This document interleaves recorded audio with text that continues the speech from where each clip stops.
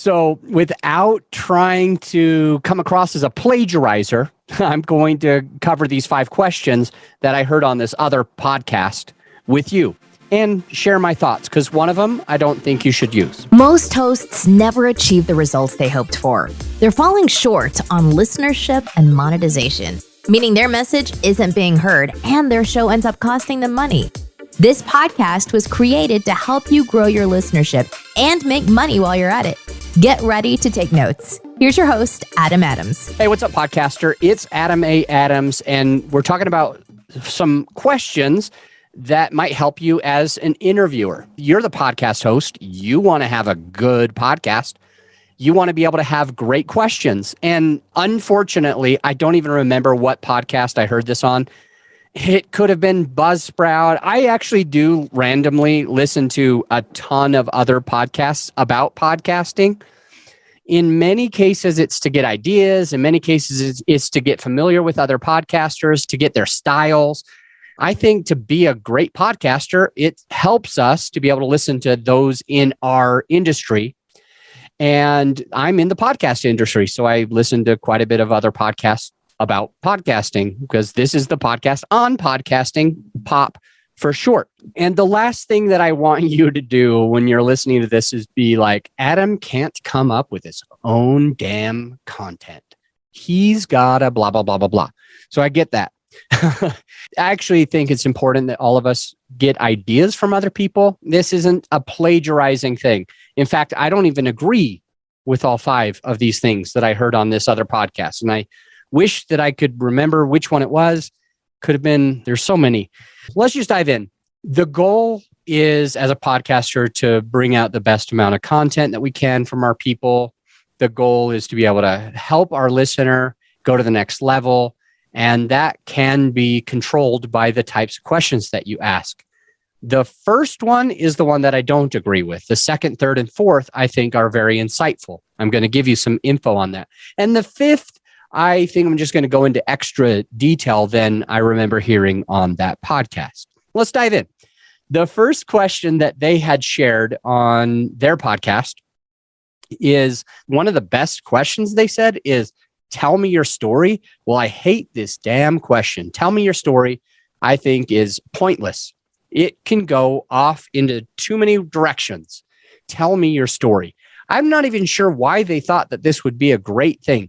Now, it's time for you to determine, should I agree with that first person that said, tell me your story is a wonderful thing? Or should I go with Adam Adams and think, tell me your story is a bad thing? So that's for you to decide. Me, personally, I think tell me your story, tell me is not a wonderful way to start off a podcast interview. I think it's a horrible way to start off a podcast interview. You can decide. As I think about tell me your story, it makes me think, I'm going to let that person just go off onto tangents. I'm going to let them go off to too many directions. I'm not going to be able to reel them in. They're not going to know what part of the story. And it's just a confusing, horrible question. Maybe something that you could replace it with is just a random question. Hey, how do you feel about thoughts and feelings? One thing that I'll do is I'll shout out Poddex. Poddex is a much better way to have a very first question. And it can be a random question that incites independence, incites uniqueness, it incites the individuality of that person, and also helps to bring out and extract something unique. And additionally, it builds a connection between you and your guest. And it's just random and it's different every time. And so your listener is going to be curious and they're going to enjoy it. It's going to be fun. So Poddex is wonderful. I have an affiliate relationship with Poddex because I like them so much. We'll put that affiliate link in the show notes. That's something to replace the god-awful question of, first of all, tell me your story, which I just absolutely disagree with. Other ones that they mentioned on their podcast were really, really good. One of them is, what do you wish you would have known before you got started? Awesome question. This helps that person really help your avatar, your listener. Your listener, if they're going through the same things, like if I asked my guest, well, hey, when you started your podcast, what do you wish you knew when you started? This is a lovely question that allows that person to think, where did I make my mistakes? What didn't I do enough of? What could I have done more of? What did I neglect? What have I learned along the way? And they will be able to share from their experience, and it's going to help my exact listener. So I completely agree with that. Number 2, write it down. What do you wish you would have known before you got started? What do you wish that you did differently? If you had to do it all over again, what's another way you would have done it? It's wonderful. Definitely write that down.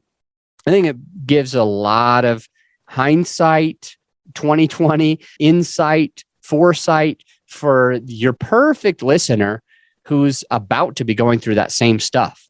Absolutely, yes. And I generally do try to ask that on our podcast, and I think it's really helpful. The third question that was on this other podcast, and I just don't remember where I heard this, but I took good notes. Let's see. Tell me about a time when you failed and how you overcame that. That's a great question.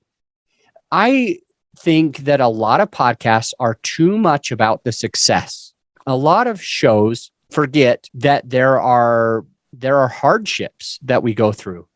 And when we extract the true hardship, I think we're doing a few things. I think we're letting our listener know that it's okay to fail. And I think that's important. It is okay to fail. It's okay to make mistakes. Our guest today made mistakes and see where they are now. It's a very helpful thing in that way. Other things about tell me about a time that you failed and overcame it shows that it's not all hunky-dory and that we can have this podcast. Other things that it does is shows the failure that seems like most podcasters are afraid to even talk about. So it brings that to light, and it's more relatable. It's more relatable, meaning your listener is probably going to get more value out of your podcast. They're probably going to be more well connected with you personally through your podcast because you're bringing these things to light. And it's probably going to have them feeling like they can relate to and do some of these things because others have failed. And now they're not as afraid to fail themselves. So question number 3, tell me about a time when you failed and how you overcame that. I love that question. I should do more of that on my podcast. Number 4 was, what resources do you recommend? I ask this a lot on my podcast. What resources would be helpful for another podcaster? So you in your industry, just ask, what resources do you recommend?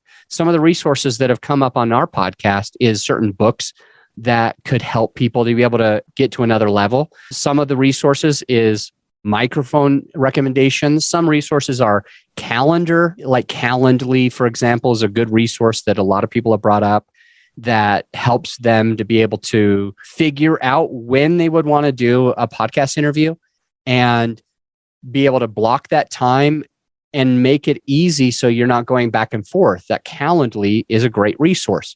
Other things are CRMs. There's so many different resources out there, and each individual person is likely to have a different one, but there is going to be also some overlap where, for example, I mentioned a lot of my guests talk about Calendly, talk about their calendar, and it keeps coming up. It's one of the ones that keep coming up. And I think that helps you, my avatar, my listener. I think it helps you to be able to recognize, man, everyone keeps saying to have a calendar link and have it integrated and allow it to be able to be so useful. They all think this is important. I ought to have that too. And it really can fit in. So I think it's great to ask question number 4, what resources do you recommend? I think it's perfect. It's a great question. Question number 5 is not a specific structured question. It's not one exact question. It's just the thought process that you need to follow up. And on that, I want to expound on a little bit. And the host who had this information originally, they did a great job. I'm not going to go through all of that. They expounded on it fine. It was really, really good. I'm just going to do this in my own way. And here's the thoughts that you should be thinking of. My eyes are burning. Here's the thoughts that you should be thinking of. Oftentimes, you just need to be able to follow up, get a little bit deeper. Instead of having like surface level, just like that first question, it's just asking another question. So if you've ever heard of matching and mirroring is like you match their personality, you match their words, you mirror their words, you reflect their words, you say the same things back to them, and it can help you to dig. Matching and mirroring is a wonderful sales tactic, a sales strategy, if you will, and it allows you to be able to connect with your people. This can also help you to connect with your guest. You match, you mirror. So you ask some question, let's pretend like it was question number 4, because we just mentioned that. It was, what resources do you recommend? And then they say Calendly, for example. Now you say, ooh, Calendly. I use Calendly and love it. But out of curiosity, why is Calendly so helpful for you? So that's like the secondary question. And then let's pretend they give you a good example, like they give you a good reason. Oh, I like this and this and this. And then you might follow up and say, ooh, those reasons sound really important. Is there anything else that Calendly does for you that allows you to be able to be a better podcaster? Is there any other reason that you should bring out to another podcaster that Calendly has helped you? And then they might go into another detail. And then you can follow up with other questions like, tell me more about that. They might say, ooh, integrates with my Zoom. It integrates with Zoom. And so I don't even have to figure out all this stuff. It generates or propagates a brand new Zoom link each and every time that somebody clicks on it, that clicks on my Calendly, and that it already goes in my calendar, and it's a unique Zoom link. And you say, ooh, tell me more about that. And then they might go into more detail saying something like, ooh, I used to use Riverside or Zencastr, and those are great, but it never did this. And so they were missing out. And with Calendly, it can do this and this and this. So that you dig. Tell me more about that. Why do you like it? I like those 3 things. Those are 3 great examples. Is there anything else? This is mirroring. This is repeating what they say. This is asking for more detail. Instead of being like surface level, let's go to another level down. Let's dig a mile deep and an inch wide on this question. Let's dive deeper and find out more of the reasoning behind the thing, the rationale. Why are they thinking this? Why do they want this? Why is it important to them? What's making them go in that direction? And that can help you to be a little bit better interviewer. So to wrap up this conversation, the 5 questions that I heard like 6 months ago on this other podcast, and I had taken notes on it, was A, tell me more about your story. And I think that's a horrible way. I think the better way is to get pod decks and have unique questions that talk a little bit more about that person and where they're coming from and allow you to connect with them. Then just tell me about your story. That's a horrible one. The second one was great. Remember, it was, what do you wish you knew before you got started? The third one, also very fantastic. It was, tell me about a time that you failed and had to overcome that. The fourth one is, what resources would you recommend? And the fifth one is, in general, just how to go deeper. It's follow-up questions. And with that, I think you're going to be even better podcaster. I'll see you on the next episode. This is serious. Don't go. Now that you've gotten whatever value that you feel that you got, the actionable takeaways, you need to implement the stuff that you learned. If you remember me talking about bird church once, and they learn how to fly, and then they walk home, I don't want you to walk home. I want you to fly home. So take the steps, take the actionable steps for your benefit so that you can become a better podcaster. That's the only thing that I ask of you. And I'll see you for more actionable tips on the very next episode.